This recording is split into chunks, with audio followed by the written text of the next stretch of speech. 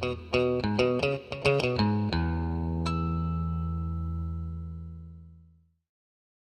everyone, and welcome to Mill & Water Videos. Today I'm going to be showing you how to change the engine air filter on this 2014 Hyundai Elantra GT.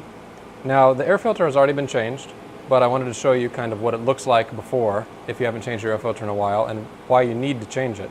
So you can see I have an old air filter out of another car here. It's really dirty, pretty nasty, and this restricts airflow, hurts your performance, hurts your fuel economy. Overall, not a good thing to have a dirty air filter.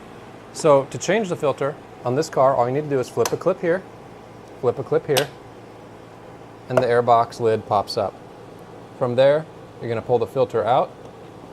You can see this is a nice clean new filter, and then you'll just slide your new one in.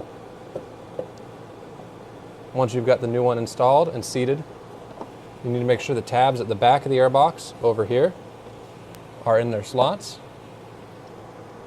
Push the lid down, and while you're holding it down, flip the clips back into place.